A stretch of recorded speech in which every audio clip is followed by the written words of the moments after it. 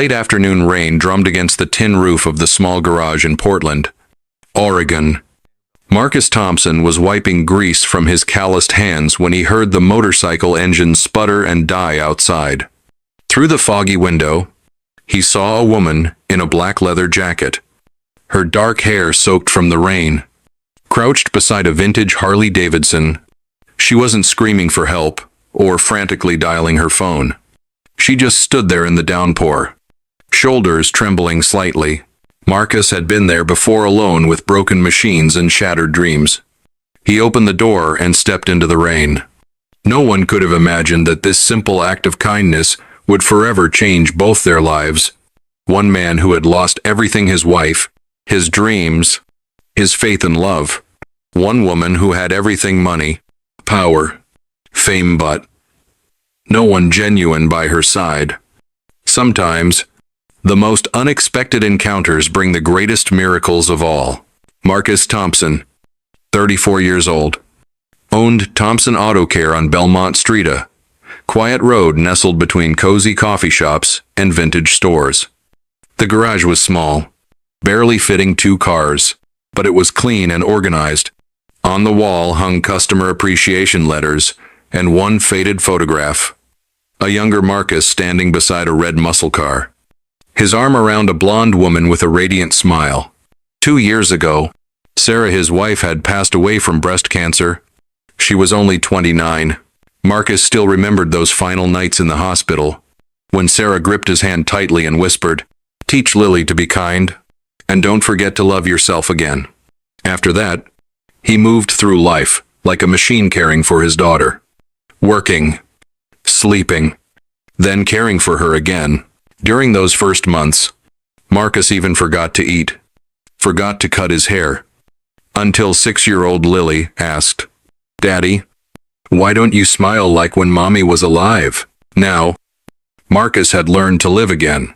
Every morning at 6, he woke up to brew coffee and prepare breakfast for Lily, usually heart-shaped pancakes or toasted bread with scrambled eggs.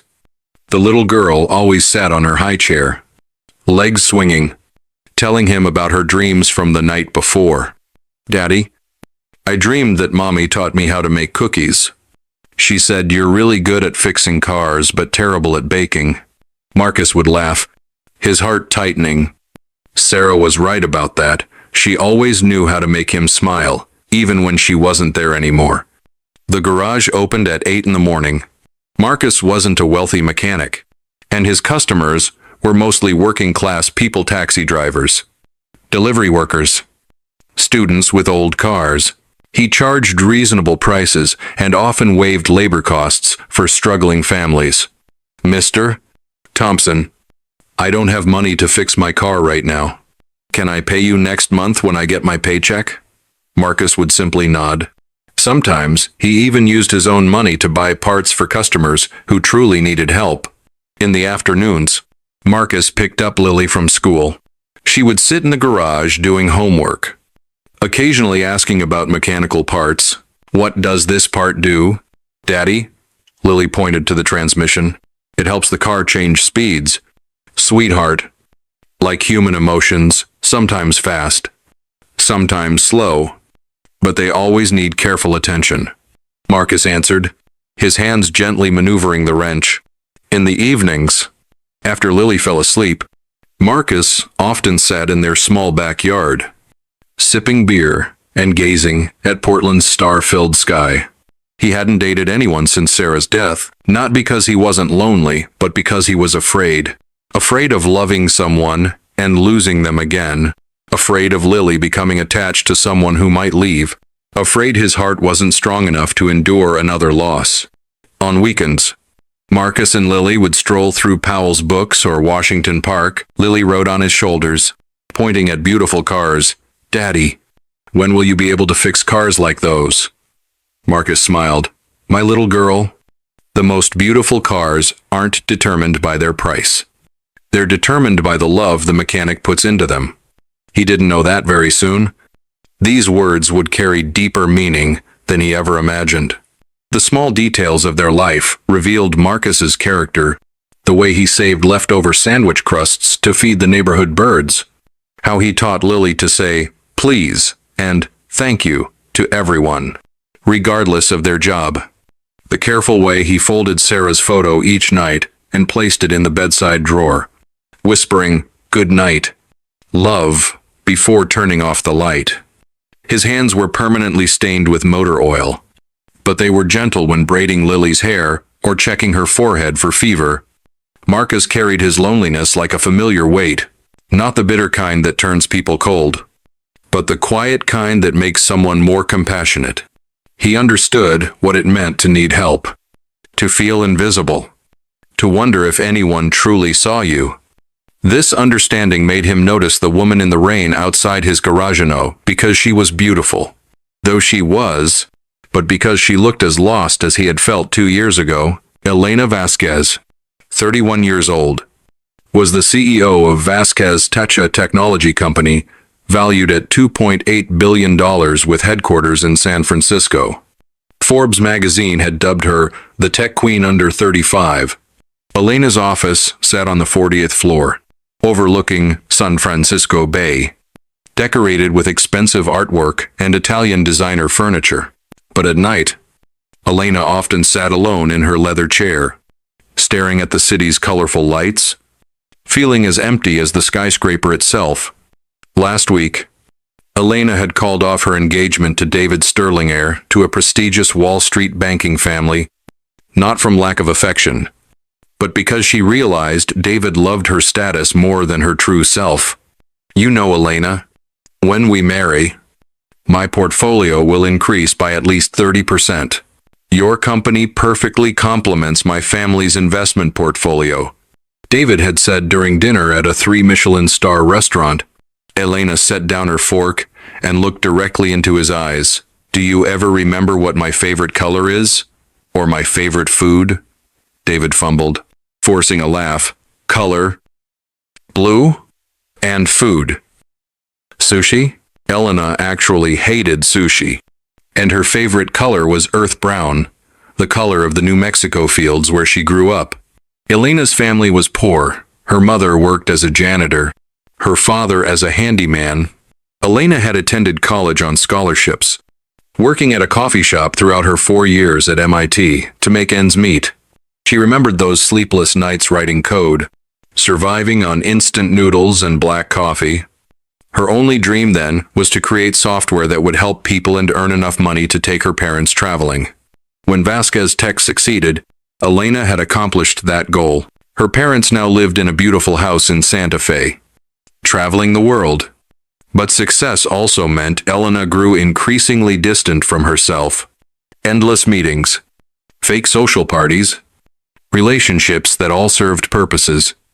Elena felt like she was living in a glass cage. Everyone could see her, admire her, but no one truly understood her.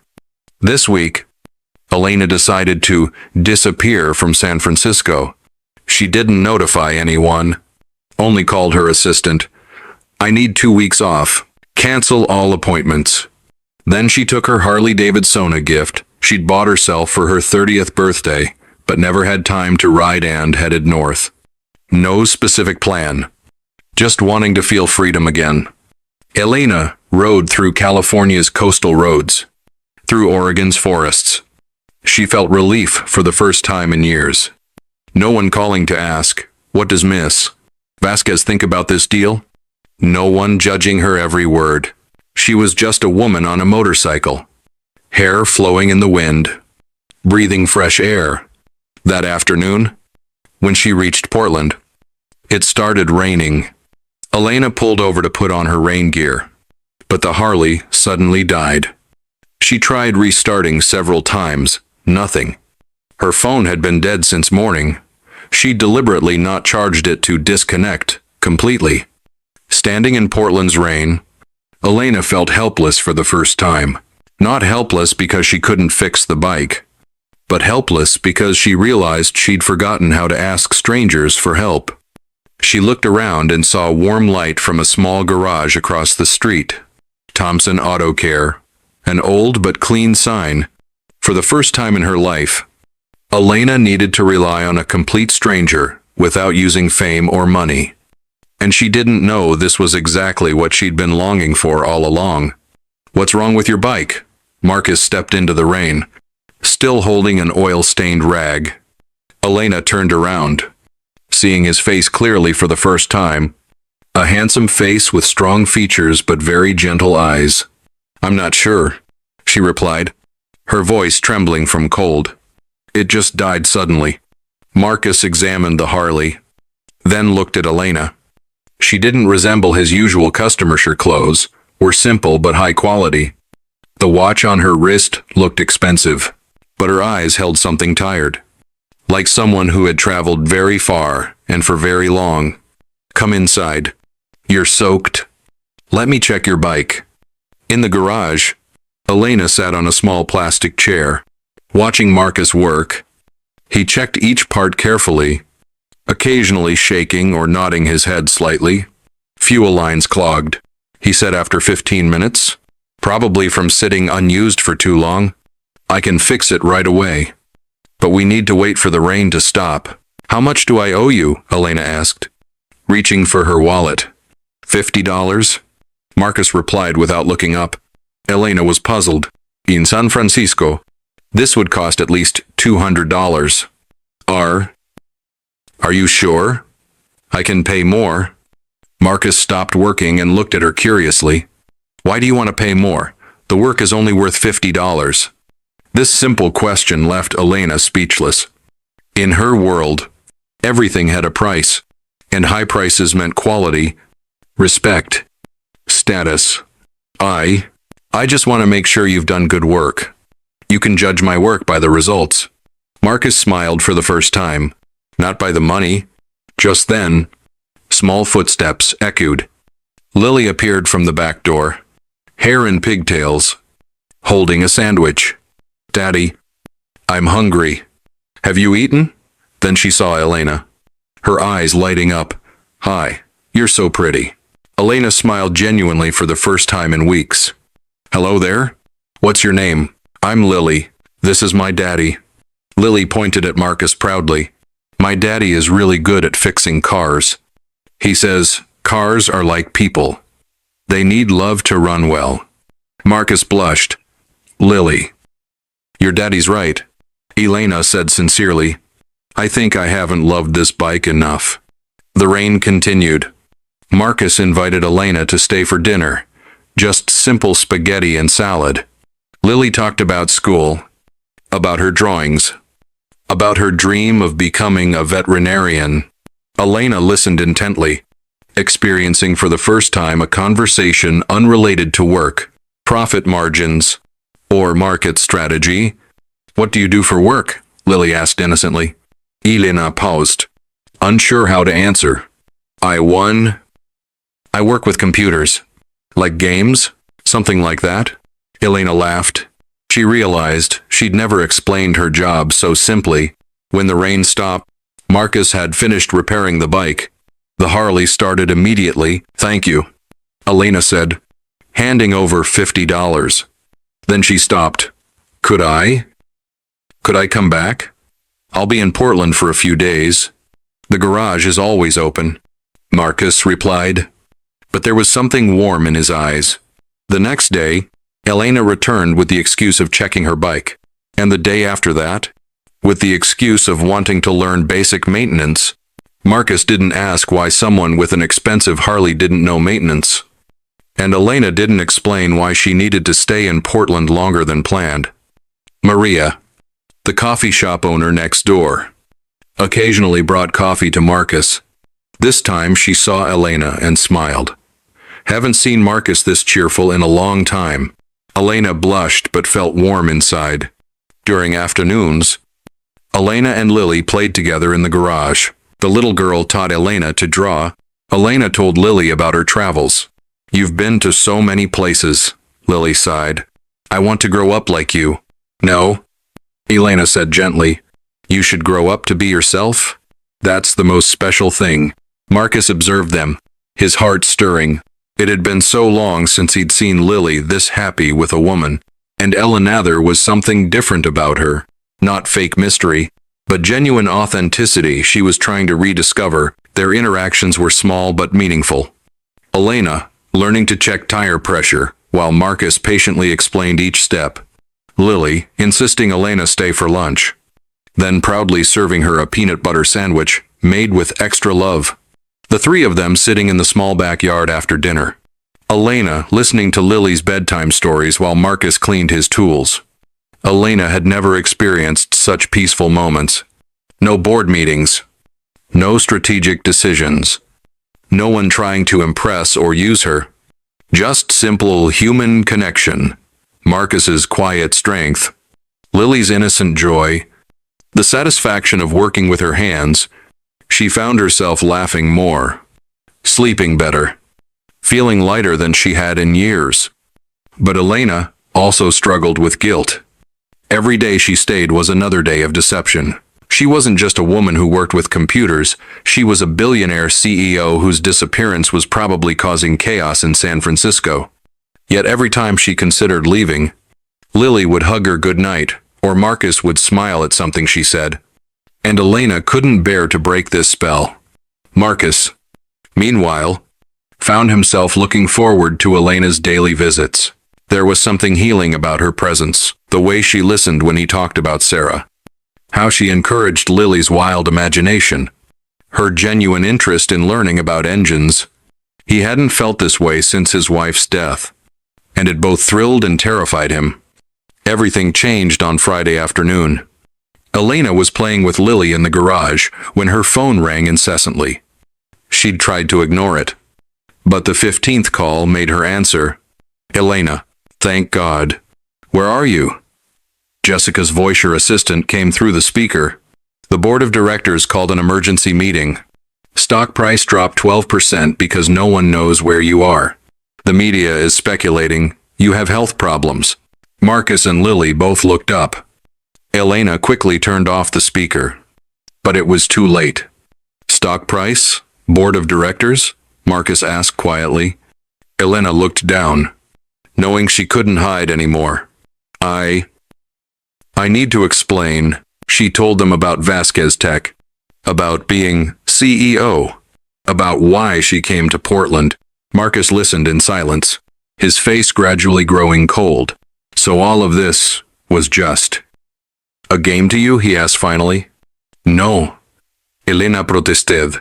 It wasn't like that. What I felt here, with you, with Lily, it's the most real thing in my life. Most real? Marcus stood up, his voice bitter. You lied to me for a week? You let me and my daughter believe you were just an ordinary person. What's real about that? Lily looked between the two adults, tears forming in her eyes. Why are Daddy and Elena fighting? Elena knelt down, taking Lily's hands. Sweetheart, we're not fighting. It's just that she has to go back where she belongs. Marcus said, his voice hard. Lily, go inside the house. But Daddy, go inside.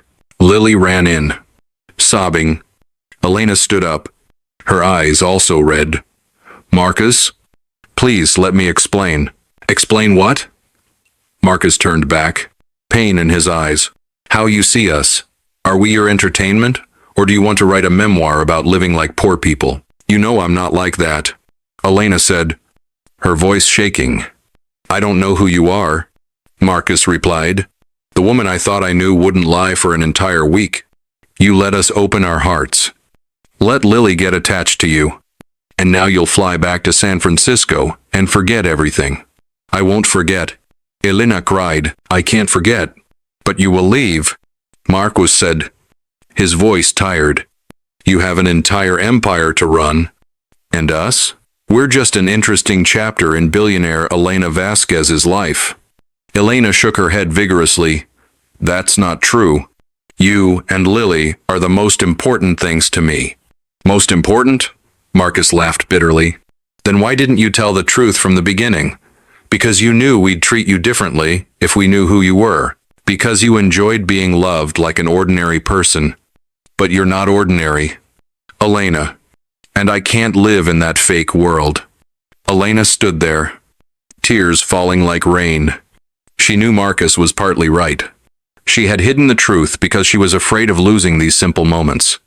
But she also hid it because she was afraid Marcus would look at her differently with calculating eyes, like everyone else who wanted to use her. "I'm sorry," she whispered. "I never meant to hurt you and Lily, but you did," Marcus said. "And the worst part is you made my daughter believe you would stay." Elena knew there was nothing left to say. She grabbed her bag and walked toward the Harley Frem. "I'll transfer money for the bike repair." "Don't," Marcus interrupted. "You already paid." Elena stopped at the garage door. Turning back, "Marcus, if I weren't a CEO, if I were just ordinary Elena, would you?" "But you're not," Marcus said. "And that's the problem." Elena rode away from Portland that night, tears blurring her vision. For the first time in her life, she knew what it meant to love someone more than success, more than money.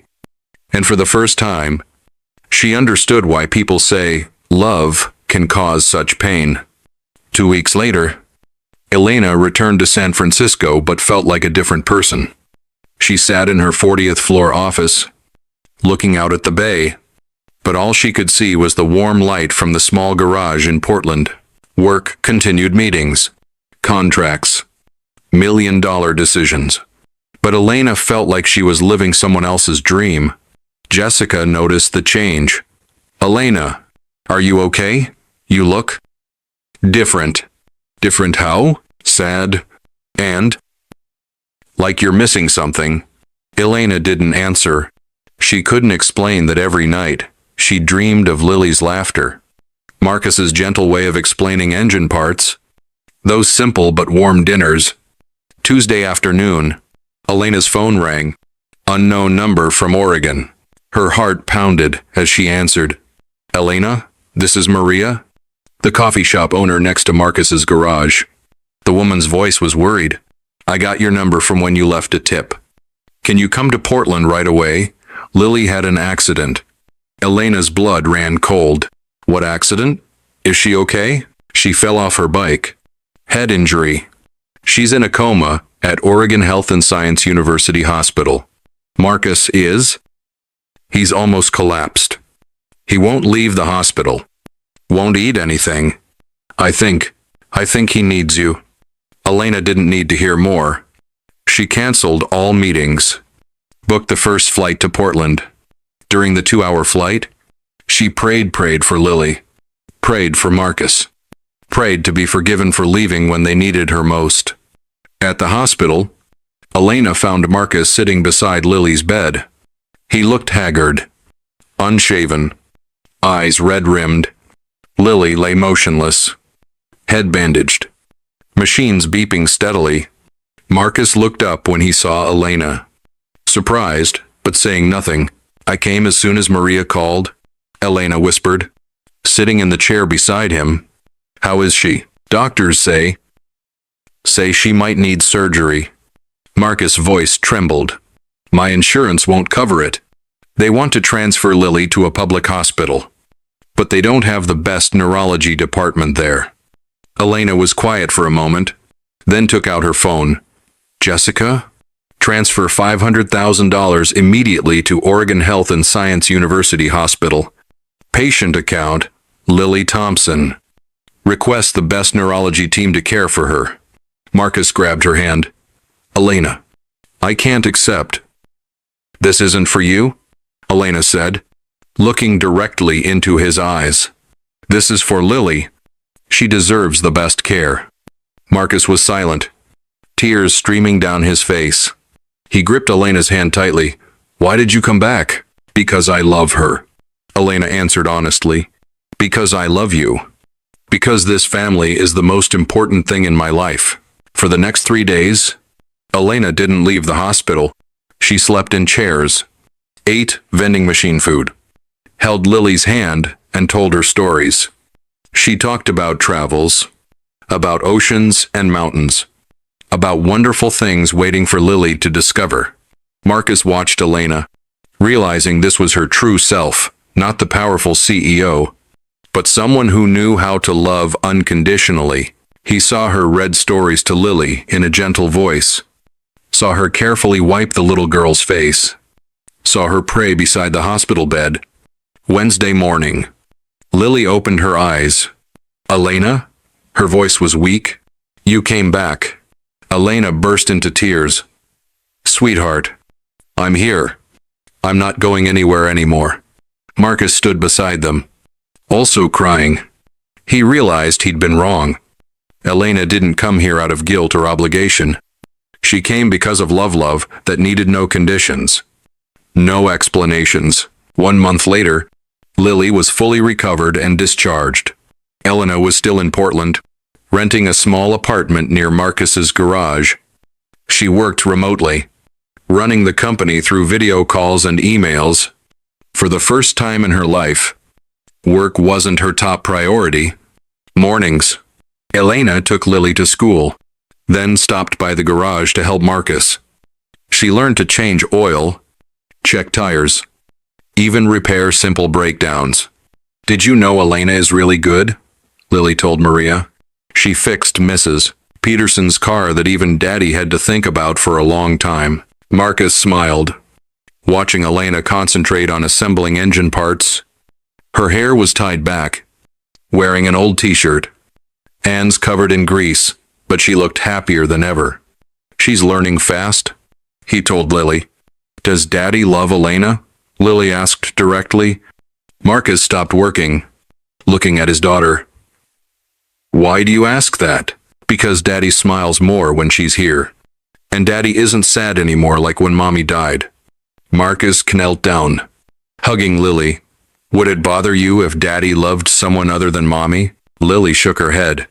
Mommy told me in my dream to take care of Daddy. And now Elena takes care of Daddy, so I don't have to worry. That evening, Marcus and Elena sat in the small backyard, looking up at Portland's starry sky.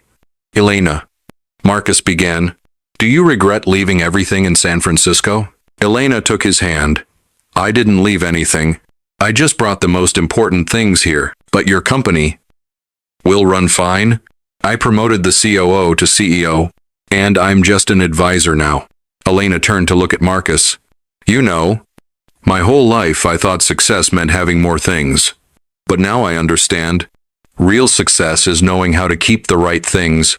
Marcus smiled. So what's the right thing for you? This family? Elena answered without hesitation. You and Lily, morning breakfasts together, afternoons in the garage, bedtime stories. I want to become Lily's mother. Want to grow old with you? Marcus turned, looking deep into Elena's eyes. Are you sure? This life is very ordinary. Nothing grand like your old world.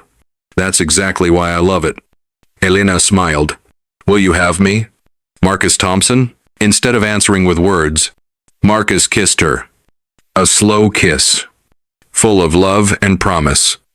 The next morning, Elena woke up in Marcus's arms, hearing Lily running around in the yard. She smiled, never having felt this happy. The phone rang, Jessica calling from San Francisco with news about $1 million deal. Elena looked at the screen, then turned off the phone. Not important? Marcus asked. Nothing's more important than breakfast with family? Elena replied, kissing his forehead. 6 months later, Elena and Marcus held a small wedding in the garage decorated with LED lights and Oregon wildflowers. Lily was the flower girl, carrying a small bouquet. Maria made the wedding cake. The guests were just neighborhood friends and regular customers. No reporters. No celebrities. No grand parties. Just real love, real smiles, and real happiness. In her speech, Elena said, I used to think I needed to prove my worth through success. But Marcus and Lily taught me that a person's real value lies in their ability to love and be loved. Today, I'm not just marrying the man I love, but joining a family I'll protect and nurture for life. Marcus held his wife's hand, looking at Lily's radiant smile. Sarah, don't worry. We'll be happy. The Harley sat in the corner of the garage, now running smoothly, like new. Beside it were Lily's small bicycle and Marcus's old pickup truck. 3 vehicles, 3 people, 1 complete family.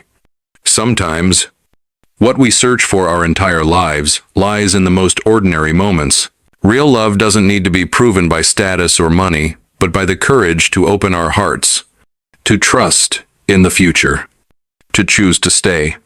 If this story makes you believe that kindness and love still exist, please share it to spread this message.